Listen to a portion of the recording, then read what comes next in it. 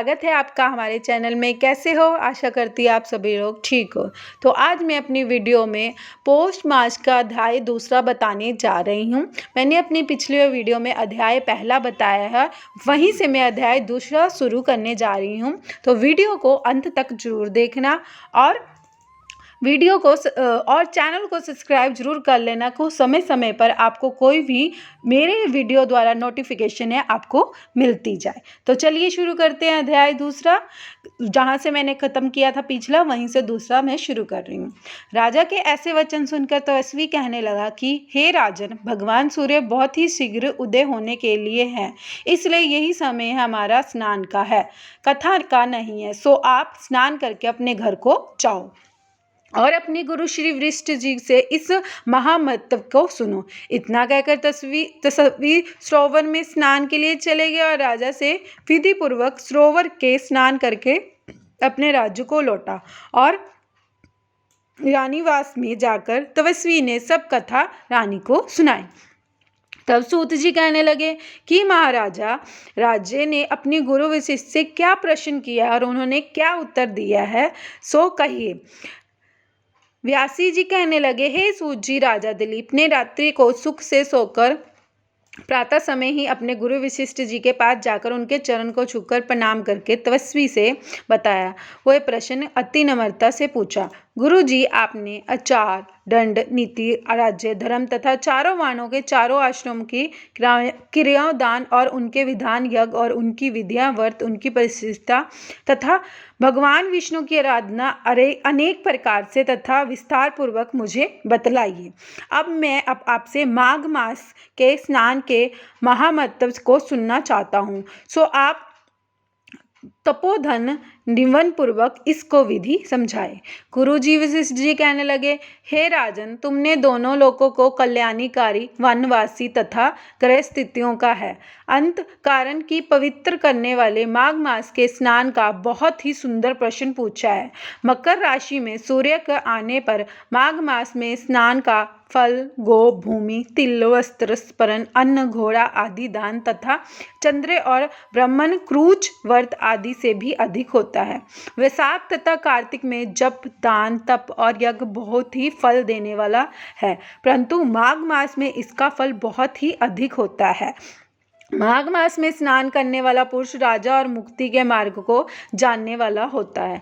दिव्य दृष्टि वाले महामातों को कहा है कि जो मनुष्य माघ मास में काम या भगवान की निमित्त नियम पूर्वक से माघ मास में स्नान करता है, वह अनंत फल वाला होता है। उसके शरीर की शुद्धि, प्रीति, ऐश्वर्य तथा चारों प्रकार के फलों की प्राप्ति होती है। अदिति ने 12 वर्ष तक मकर संक्रांति में अन्न त्याग कर स्नान किया था। इससे तीनों लोग को उज्जवल करने वाला वार्मापुत्र उत्पन्न हुआ था।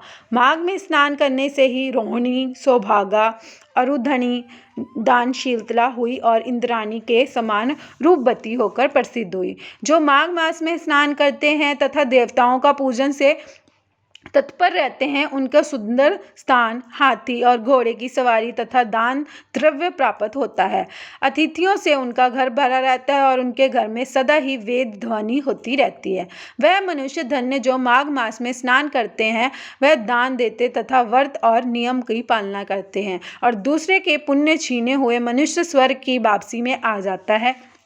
परंतु जो मनुष्य माघ मास में स्नान करता है, वह कभी स्वर्ग से वापसी नहीं आता है। इससे बढ़कर कोई नियम, तप, दान पवित्र और पाप नाशक नहीं है।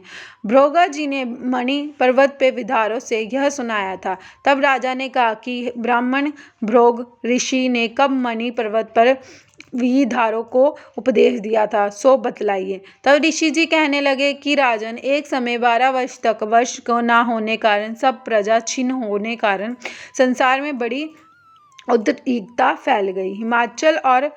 हिमाचल और विंध्याचल पर्वत में मध्य का देश निरंजन होने का कारण श्रद्धा, तप तथा सवय सब कुछ छूट गया। सारा लोक विपत्तियों में फंस प्राणहीन हो गया। सारा भूमंडल फल और अन्न रहित हो गया। तब विंध्याचल से नीचे बहती हुई नदी, सुंदर वृक्ष और आच्छादित अपने आश्रम से निकलकर श्री भृगु ऋषि जी शिष्यों सहित हिमालय पर्वत पर गए। इस पर्वत की चोटी नीली और नीचे का हिस्सा सुनहरी होने से सारा पर्वत पीताम्बरधारी श्री भगवान सदृश लगता था।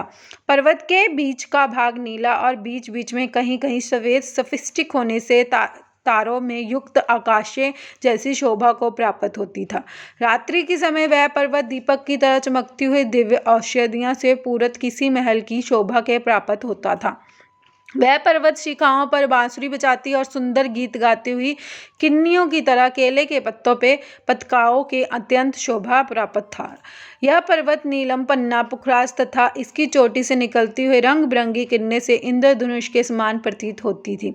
रत्नों से चारों ओर फैली हुई अग्नि की ज्वाला समान शोभ्यमान इसकी कंदराओं में काम पीड़ित विधारधारी अपने पत्तियों के साथ आकर रमण करती थी और गुफाओं में ऐसा ऋषि मुनि जिन्होंने संसार में सब क्लेश जीत लिया था, रात दिन ब्रह्म का ध्यान करते थे और कई हाथ में रुद्राक्ष की माला लिए शिव की आराधना लगे हुए थे। पर्वत के नीचे भागों में जंगलों हाथी अपने बच्चों के संग खेल रहे थे तथा कस्तूरी वाले रंग बिरंगे मुर्गे झुंड इधर उधर भाग रहे थे और यह पर्वत सदा ही राजहंस तथा मोरों से भरा रहता था। इसी कारण इसको हेमकुंड कहते थे। यही बस सदैव ही देवता ग्राहका और अप्सरा निवास करते थे। तो ये थी माघ मास का दूसरा अध्याय। तो मैं अपना तीसरा अध्याय अपनी तीसरी वीडियो में बताऊंगी, नेक्स्ट वीडियो में बताऊंगी। तो ये वीडियो को सब्सक्राइब करें, लाइक करें, शेयर करें, कमेंट्स करें और कमेंट्स में जय श्री कृष्णा लिखना ना भूलें। नमस्कार और आशा करती हूँ आपको ये वीडियो अच्छी लगी हो। अगर वीडियो अच्छी लगी हो तो लाइक शेयर कमेंट जरूर करना।